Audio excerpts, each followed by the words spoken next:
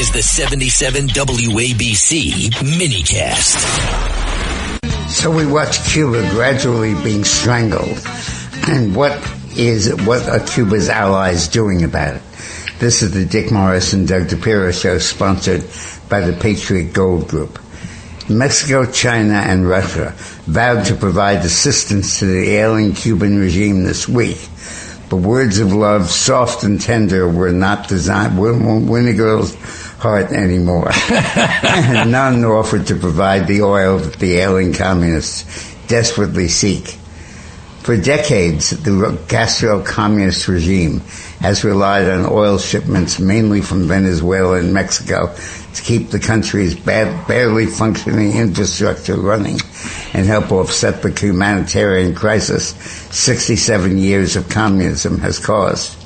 The Cuban regime unexpectedly had its supply of Venezuelan oil cut off on January 3rd, with Maduro in the clink in the United States. The U.S. took over control of Venezuela's oil exports and is working at selling oil in a national profit, with the administration of acting President Delcy Rodriguez. That's a woman, correct? Yep. Mm-hmm. Although the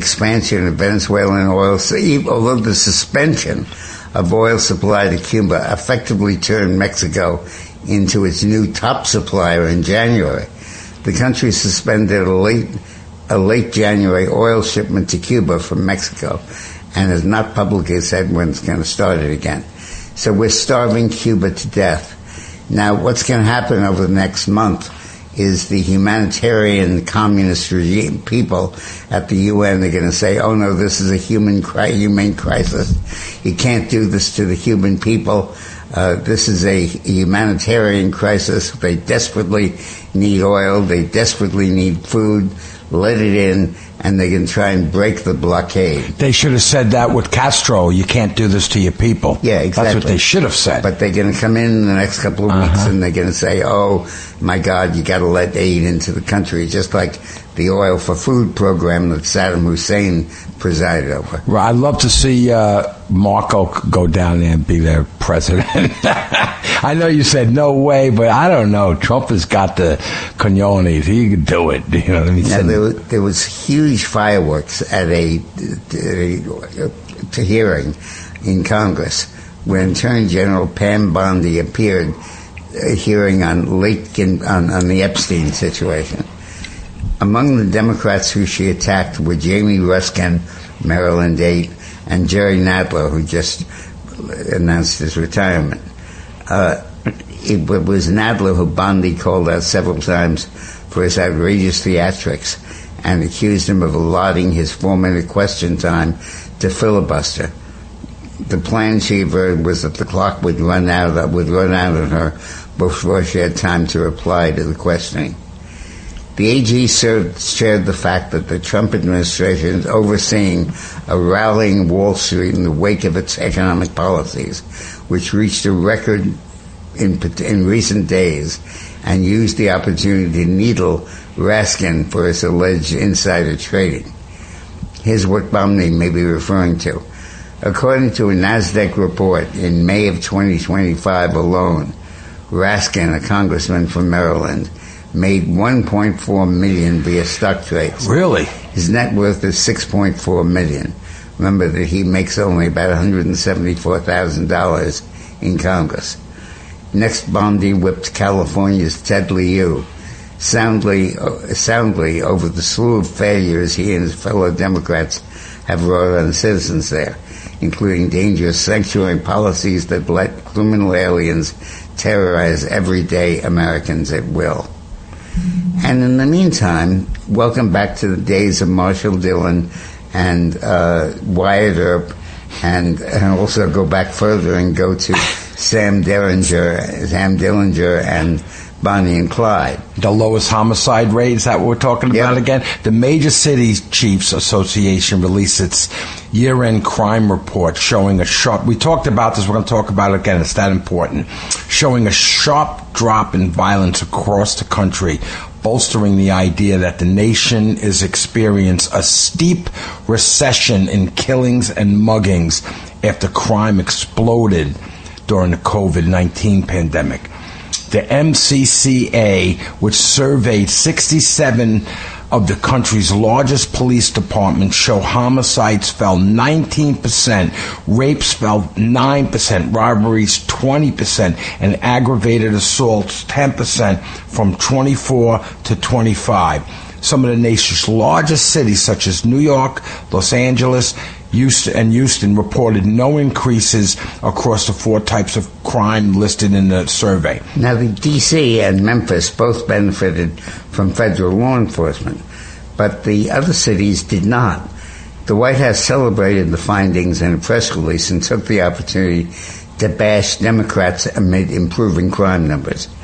By surging federal resources to Democrat-run cities that had devolved into war-gate zones, removing savage criminal aliens from our streets, supporting police and prosecutors, and rejecting radical left weakness, Trump's decisive actions have turned the crowd tide and saved countless lives, restoring peace to communities long abandoned by Democratic politicians who prioritize criminals over fellow citizens. The Trump administration also touted the findings of a separate analysis that said 2025 may turn out to be one of the least violent years in more than a century. The Council on Criminal Justice said there was a 21% drop in homicides among the nation's 40 most populous cities last year, according to its study. The drop in violence does not include a drop in attacks on ICE agents. Yeah, right. Those have increased. That's the only form of crime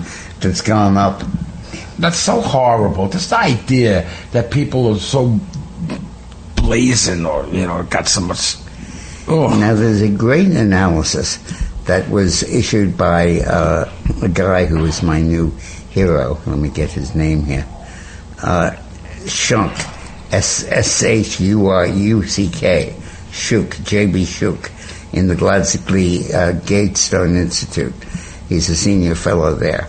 And he analyzed Donald Trump's media style and really made the point that it is incredible, and I'd like to spend a little time about it. Trump preserves to flood the media landscape with many subjects, themes, distractions, and objectives all at once. He might start the day with a message on Truth Social warning Iran not to kill protesters. Minutes later, he could point out to the U.S. reporters that the Navy has quarantined vital shipping lanes around Cuba. While walking to Marine One, he might field 20 questions on the White House lawn about diverse, unrelated, even contradictory subjects Biden would be hiding under the desk, including why he should have been awarded the Nobel Prize, why he might be forced to attack Iran, will he join NATO in providing security guarantees to post-war Ukraine, will he ignore the concerns of UN partners and seize Greenland, like a skilled juggler, impressing his audience with how many lit Molotov cocktails, revving chainsaws, and live grenades he can keep in the air all at once. Trump is making it extremely difficult for any member of the press corps to prioritize one newsworthy story over the rest. In other words, it's like a tennis match. The head's going back and forth. Boom, boom. There's tremendous value in Trump's smorgasbord communication strategy. By discussing so many topics that are newsworthy, provocative, and important, the president prevents his fiercest critics in the press from focusing America's attention on any one story. A cable news channel that wishes to paint the capture of Maduro as reckless or illegal finds it hard to convince American people of that thesis when Trump has already turned his sights toward Cuba, Iran, Greenland. So, by being an agent of chaos, or the juggler-in-chief extraordinaire, Trump makes it clear that he alone decides executive policy. White House Press Secretary Caroline Leavitt plays a major role in faithfully articulating his daily messages, but no one doubts that it's Trump's message being communicated. By affording the press so much personal interaction, Trump really is his own press secretary. He is. The whole communications effort at the White House takes its cues from him, and those trusted staff members adjust their words to amplify the message accordingly. So when Trump complains about the media's blocking him and he's not effective in getting it through, he's just wrong. The Trump machine gun fire approach to communications keep America's competitors, adversaries, and enemies on their back feet. During the 24 election campaign, Trump repeatedly promised that he would use tariffs to recalibrate America's trade positions. And everybody laughed at him. And in November 2025, when Trump said to the German delegation to the UN General Assembly, they all laughed when Trump suggested that they would regret being so dependent on Russian energy. But after Russia's 22 invasion of Ukraine and the sabotage of Nord Stream 2 pipeline used to transport natural gas from Russia to Germany, Europe's disregard for Trump's blunt warning proved to be hubristically dim-witted. Similarly, when Trump publicly expressed interest in purchasing Greenland from Denmark, the Danish Prime Minister called it absurd. Well, nobody doubts the seriousness of Trump's words today. Late last spring, Trump repeatedly warned Iran's leaders to negotiate faithfully with the United States concerning the operation of its key nuclear enrichment facilities. While Iran dismissed Trump's warnings as bluster, the American commander-in-chief sent stealth bombers into Iran and dropped bunker-busting bombs on Iran's most important nuclear facilities just a few days into the summer. Oops. When the illegitimate Mexican President Maduro refused Trump's offer of exile, America's Delta Force operators crashed through his fortress stronghold and brought the tyrant to New York to face narco-terrorism charges in court. In 2026, political and economic leaders around the world now hang on Trump's every word. They know that he says shift. They know that what he says shifts the direction of stock markets. They know his warnings are prescient. They know both his promises and threats are real. They also know that this president is willing to do unconventional things to achieve success for the United States. He's willing to offer friendship to enemies. He's willing to handle friends sternly. He's capable of looking at protracted conduit conflicts from many different angles. So Donald Trump's communication strategy is succeeding wildly and well, and that's the point that he's making. Yeah, I like it. When necessary, Trump is quite comfortable employing the Eisenhower principle by first making problems much bigger, at least on the air, before the ultimate solution comes into clear focus. Then, when those solutions do appear, Trump swiftly acts. And he is friggin' brilliant, I gotta say, this guy. And I don't think he consciously throws out all these different things in the news thinking, I'm going to divert these guys or change their mind or get them so flushed as they can. I think he just does it. I think he's just creating so many things. It's almost like I said, I don't believe he believes in the legacy in such a thing as he did one thing or two, that's going to be my legacy. I think he thinks, I got to take care of America. I got to make things great. And he does so many things. And then he sits back and goes, there's a legacy. The whole thing. Damn right. I don't think he says, I got rid of ISIS. That's my legacy. And I always said that in the beginning. He got rid of ISIS. That alone could be a legacy. Yeah. Right? And that's 1,000,000 years ago. But now, in a bid for legacy, North Korean leader Kim Jong-un has reportedly designated his teenage daughter, 13 years old, to be his successor. Lawmakers were briefed Thursday that Kim, believed to be around 13 years old, has entered what officials describe as a successor designation stage. Zhu Ai, I think that's how you say it, has appeared repeatedly alongside her father at major state events over the past year. She was present at a founding anniversary of the Korean People's Army, visited by Kumsusan, Palace of the Sun, and accompanied Kim to Beijing in September for a high-profile military parade. Can't wait until Trump meets her.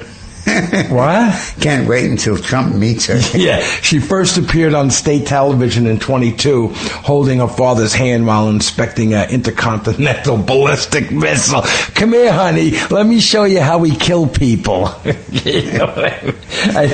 Trump meets her. She's either going to smile or cry.